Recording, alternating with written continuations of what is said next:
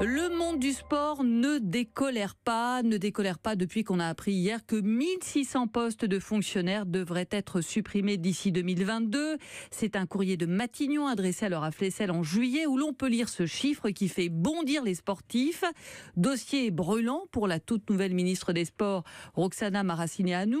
Et ces dernières heures, tout le monde du sport est monté au créneau avec l'espoir, Victor Delande, de faire changer d'avis Matignon parce qu'on est en pleine période d'arbitrage budgétaire. Oui, les téléphones portables des présidents de fédération n'arrêtent pas de sonner depuis hier.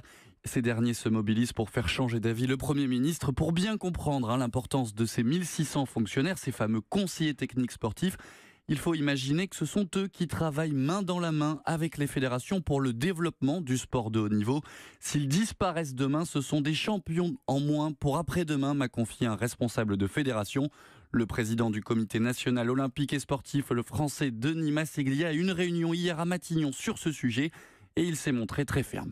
On ne peut pas, évidemment, être indifférent à une annonce qui ne peut pas être mise en application et qui ne sera pas mise en application. Donc, en fait, ce que l'on a demandé hier, c'est que les services de Matignon apportent très vite non seulement une clarification, mais aussi un démenti à l'idée qu'on pourrait supprimer demain 1600 postes de cadres techniques.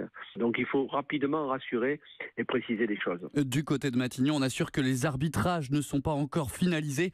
Une chose est sûre, le gouvernement doit présenter le projet de loi de finances, c'est-à-dire le budget de l'État pour l'année à venir le 2 octobre prochain. Il reste donc 3 semaines au monde sportif pour faire plier Matignon sur ce dossier. Victor Delande,